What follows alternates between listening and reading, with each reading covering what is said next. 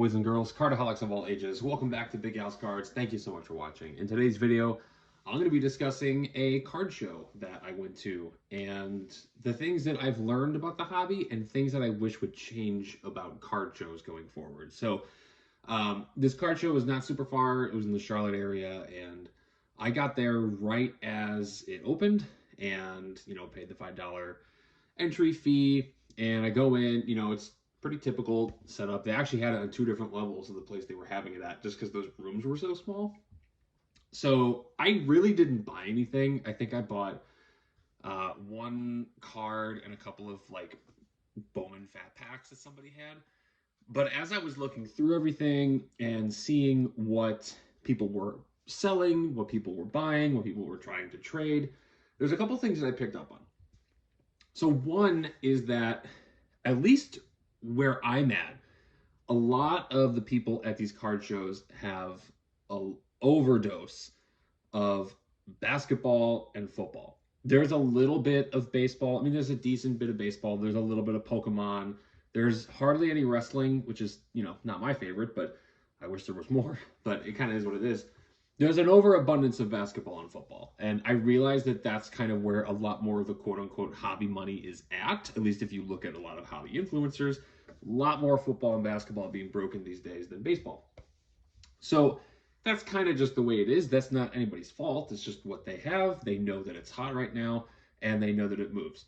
I also noticed a ton of slabs. I mean, like a ton of slabs.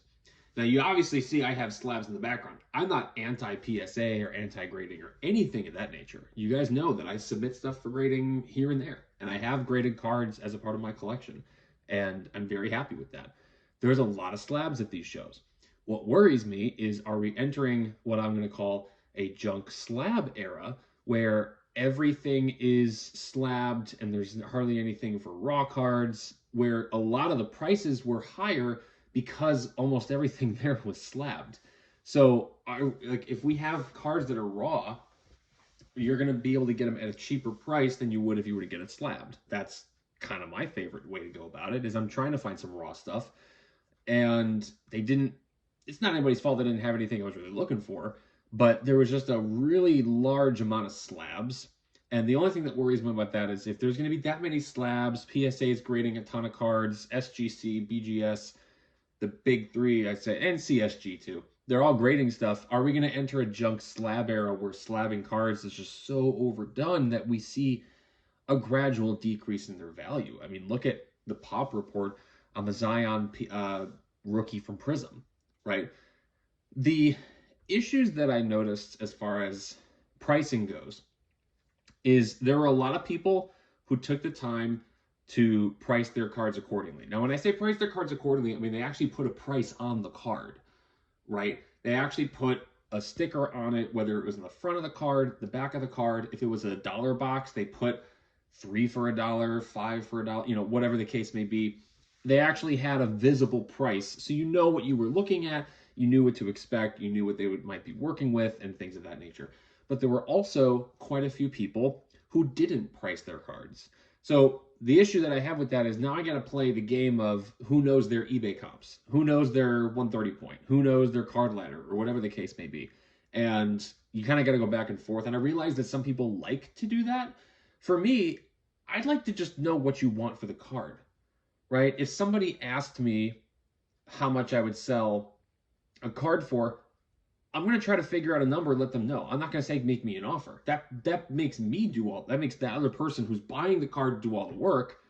A lot of people just want a very simple transaction. If I were to sell the Torkelson gold in the background there for $20, let's just say, I know that's less than the cost of grading. That's what happens when you get an 8. But let's just say that I charge him $20. He comes back at, would you do 17? Sure. That's a nice, smooth, simple transaction because I told the buyer what I want to give for the card. They were willing to make an offer that's close to what I'm looking for, and everybody kind of wins. Versus if I didn't have a price, I'm like, I'll make an offer. Well, now the buyer has to look up the value, or they have to know the value at the top of their heads, and it's just a whole lot easier to not have to try to go back and forth with that if you just price your cards.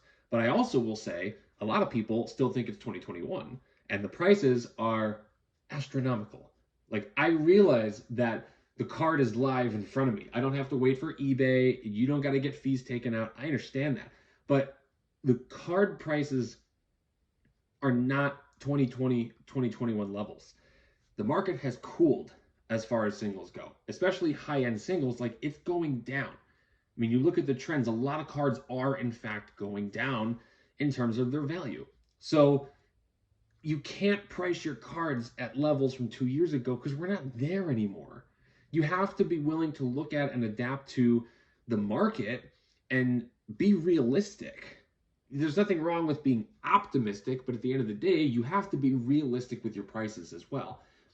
The thing that I would say annoyed me the most at the show is that there were a few people who had a bunch of sealed wax, which when it comes to things like 2020 Prism Football, 2021 Prism Optic, like, that's fine. That's different. That's stuff that you are going to pay at a retail price, and it is going to go up in value. Those specifically, I don't have a problem with. But there were people who also had, I'm not joking when I say this, 2023 Top Series 1 blaster boxes for $2 more than Walmart prices. Now, if you go near any Walmart where I live, you can still find Series 1 blasters on the shelves. So why would I buy it from you when I could go to Walmart and get it for less? Or for the same price if you include tax? Like, I don't understand the purpose of buying retail just to sell it at the exact same price I can go get it somewhere else. I don't personally see how that helps somebody. And again, it's not every single retail product. If there are people who had Prism and Select and Optic and Basketball Prism Select Optic and like things that we have seen go up in price. Heck, even Topps Update hanger boxes they had for 20 bucks. More power to you. I get it. But there was a guy who had like 30 2022 Bowman Fat Packs for $8 a pop. That's what you can get them for at like Walgreens or at Target when they were out. Like, I don't understand. If you're selling it for the exact same price, just leave it. I don't get why you have to buy it and sell it for the, like, I don't see how this helps you. How does this help you? If you're selling it for the exact same price that you got it for, you're breaking even on it. Like, unless you stole it and you're making $8 on it, which I hope is not the case. But I just don't understand why, if you're just going to sell it for the exact same price that you paid for it, why don't you just leave it on the shelf and somebody can grab it when they're at their store?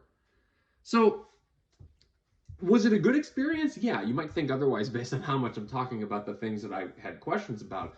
But it was fun to go through and see other people's collections. That's one of the things I love the most about card shows and going to flea markets and things like that, is you just see what people have, and you never know what they're going to have that you might want. There's going to be a lot of hidden gems and things of that nature that you just might not see on eBay or on other places. So card shows are great, and I hope that they continue to thrive and have people go out. I mean, you know, Fanatics wants to grow the hobby 10x. Of course, you're going to have people keep coming to card shows. But for those people who are going to be selling at card shows, you have to understand, you've got to price your stuff out. Take the time to price your stuff out. Be realistic on your prices. Look at where the market is trending. If the specific card is on eBay, look it up and price accordingly.